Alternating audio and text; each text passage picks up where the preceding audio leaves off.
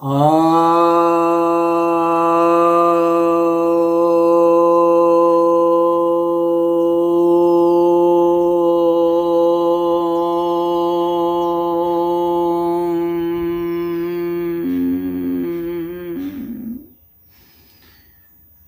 भक्तजनों को सप्रेम नमन। तो एक जिज्ञासा आई है कि हिंदी फिल्म स्टार भी इंटरव्यू में आधी इंग्लिश और आधी हिंदी बोलते हैं। आजकल बहुत लोग आधी अंग्रेजी आधी हिंदी बोलते हैं और बहुत लोग अंग्रेजी बोलते रहते हैं। तो ऐसा वे क्यों करते हैं?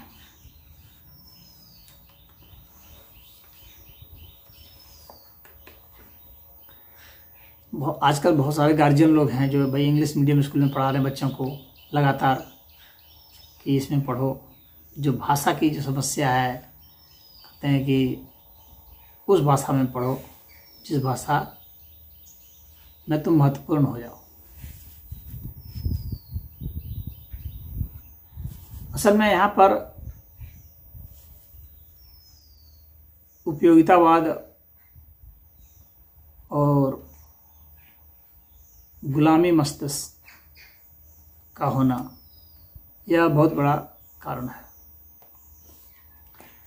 उपयोगितावाद क्या कहें, भाषा का मतलब ही होता है कि हमारे पास जो विचार हैं वो हम प्रकट कर दें, लिख के बोल के,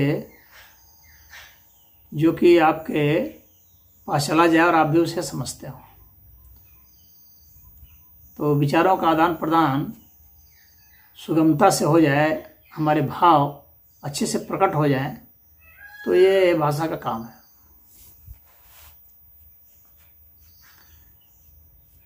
अगर देखा जाए तो जितनी भाषाएं उसमें सबसे भद्द तो अंग्रेजी ही है। इंग्लिश के व्याकरण, इंग्लिश के शब्दकोश, इनके अल्फ़ाबेट जो हैं और इनके शब्दों के उच्चारण जो हैं और इनकी जो जिससे वो शब्द बन रहे हैं लेटर से, ये सब तो बेहुदा टाइप का ही मालूम पड़ेगा। अब डब्लू लिखते हैं और जब डब्लू वो वर्ड करते हैं तो कहते हैं वर्ड, ये तो डब्लू वर्ड होना चाहिए मतलब लिखना कुछ बोलना कुछ इस तरह से है, तो ये तो बेहुदी भाषा का लक्षण है।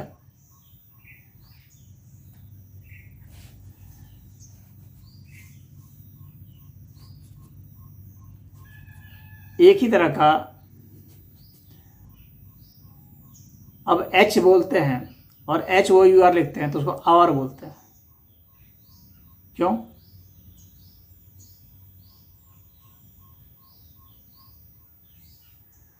तो इनका लिखना कुछ है, बोलना कुछ है, एक ही वर्ड है उसके भी दो अलग अलग मीनिंग बता देते हैं।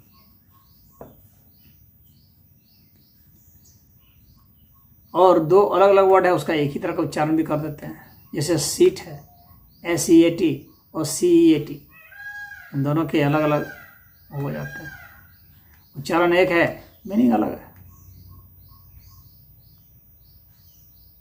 उसी तरह से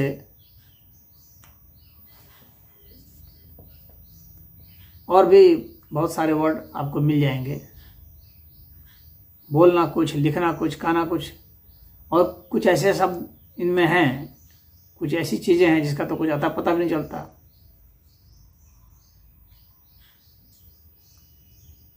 जैसे एटर्निटी, इसमें ITY का क्या मतलब हो जाता है? इसका तो अभी कोई अंग्रेजी का विद्वान जवाब ही नहीं दिया। तो अपने मन से ही कुछ ऐसे लगा दिया गया है जिसका कुछ पता नहीं चलता है, उसका रूट पता नहीं चलता है। फिर उस भाषा का जो रूट है वो उसी भाषा में होना चाहिए।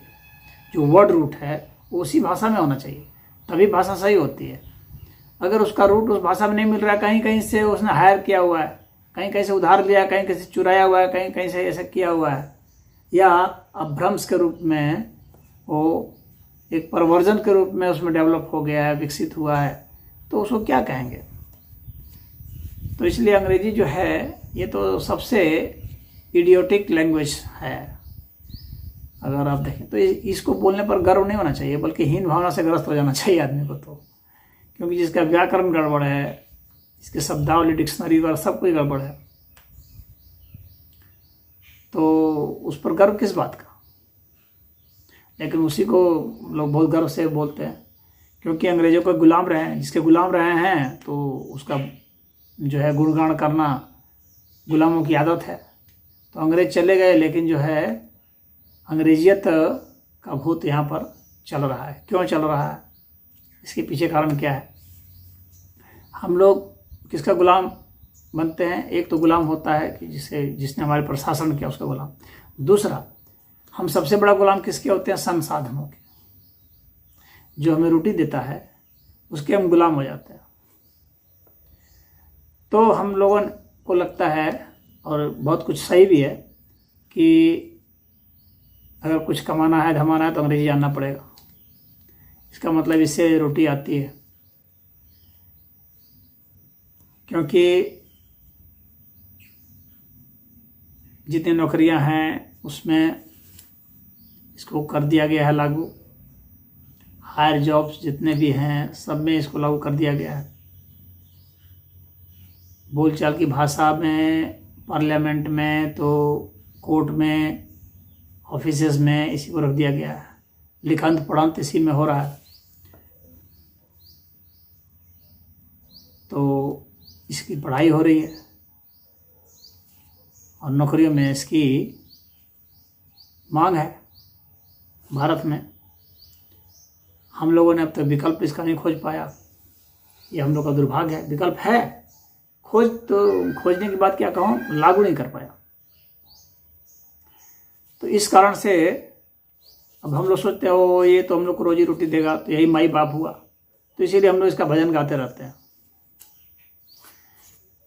तो ये जो प्रश्न आया है कि हिंदी फिल्म हीरो हैं, हिंदी के डायरेक्टर हैं हिंदी फिल्म के, और अंग्रेजी बोल रहे हैं, बीच बीच में अंग्रेजी हिंदी सब खिचड़ी बोल रहे हैं। तो हिंदी चूँकि यहाँ पर सामान्य आमजन की भाषा है, तो इसलिए उसको बोलते हैं।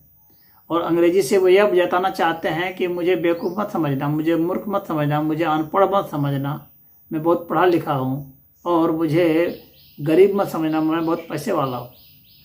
ये दिमाग में खुरापात चलती है, अहंकार यहाँ चल रहा होता है। लेकिन यह भी नहीं सोचते कि इससे यह भी समझ लेना कि मैं गुलाम भी हूँ। इसका यह भी तो एक मतलब निकलता है कि तुम अंग्रेजों के गुलाम हो। वो गुलामहीन भावना दिमाग में है, इस वजह से ही ऐसी बात होती है। जो नहीं भी अंग्रेजी जानते हैं, मैं यह नहीं कहना चाहता कि अंग्रेजी नहीं सीखनी चाहिए, पढ़नी चाहिए। मैं भी खुद ही अंग्रेजी पढ़ता हूँ, लिखता हूँ, बोलता भी हूँ। तो भाषा चाहे कोई भी हो, उसे सीखने में हर्ज तो नहीं है, और जो भाषा उपयोगी है उसे सीख लेना चाहिए। लेकिन भाषा को उसके मेरिट पर भी तो देखना पड़ेगा। मेरिट पर अगर देखा जाए तो भारत की कोई भी जो भाषा है, चाहे मराठी हो, चाहे बंगाली हो, चाहे उड़िया हो, चाहे असमी हो, ये सभी भाषाएं जो है अंग्रेजी से अच्छी हैं। तमिल हो, तेलुगु हो, मलयालम हो, सभी भाषाएं अंग्रेजी से अच्छी हैं। क्योंकि इनकी जो लिपि है, इनके जो उच्चारण है, इनके जो व्याकरण है, उसके हिसाब से यहाँ लिखा उखा जाता है। अंग्रेजी में तो सब उल्टा पुल्टा चलता है।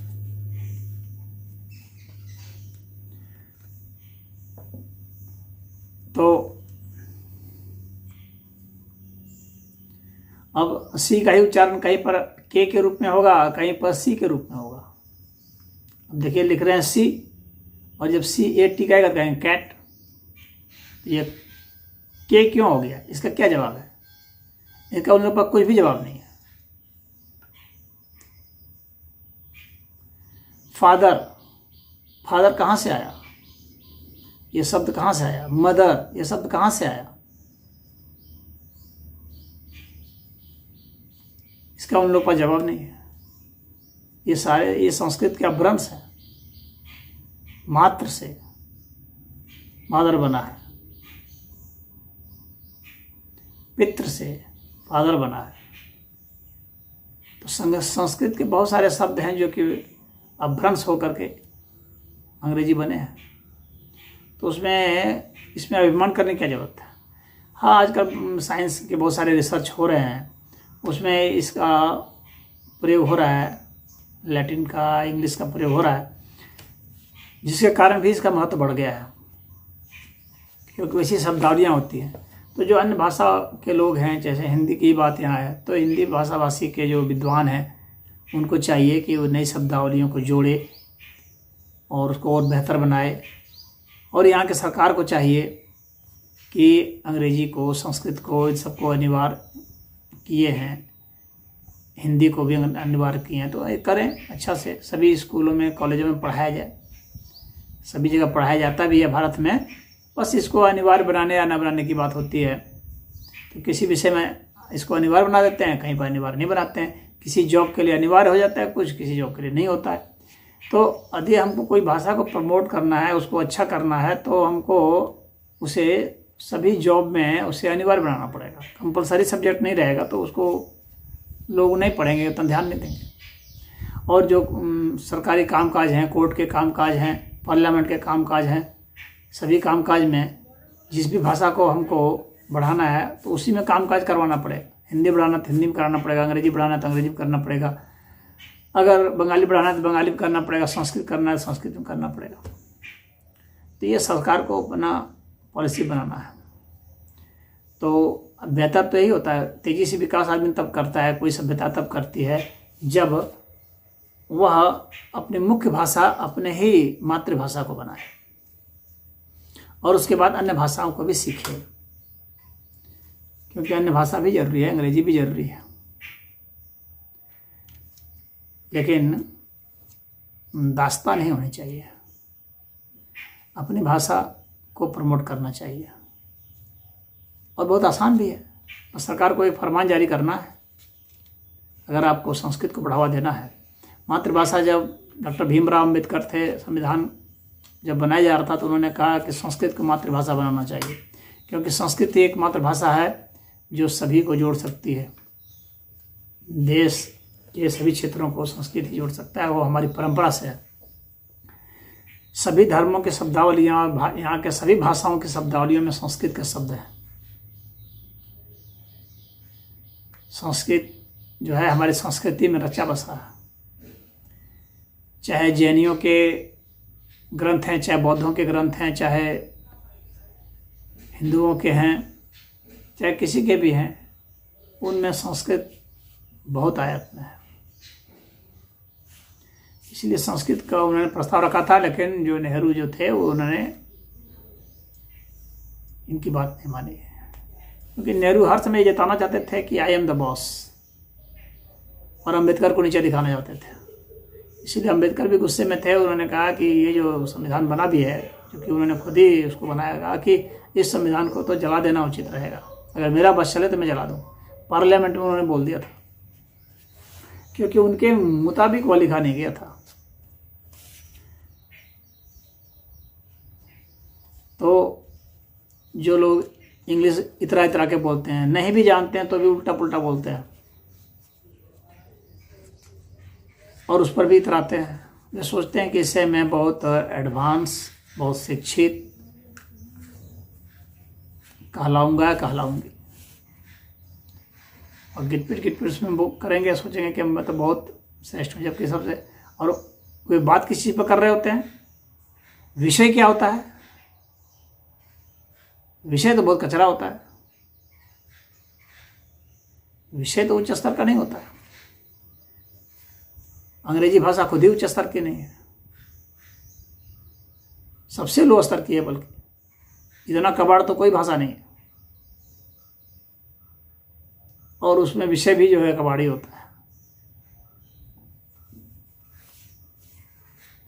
अधिकतर लोगों का, बहुत रेयर रहते हैं जो कि कुछ वास्तव में कुछ ऐसा कंटेंट बोलते हो, बहुत थोड़े लोग होते हैं।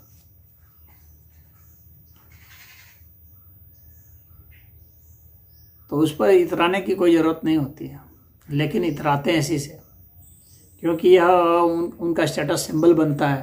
वो सोचते हैं कि इसे जो है हम बहुत विद्वान हो गए। विद्वान कुछ नहीं हुए। जब तक आप संस्कृत नहीं जानते हैं, विद्वान ही नहीं है। अन्य कोई भी भाषा आप जान रहे हो, संस्कृत नहीं जानते तो विद्वान नहीं, क्योंकि भाषा का मूल तो यही है, यहीं से सब निकले हैं। और संस्कृत इतना श्रेष्ठ व्याकरण कहीं नहीं है, ना शब्दकोश है। तो अन्य भाषाएं कैसे दावा कर सकती हैं श्रेष्ठता का?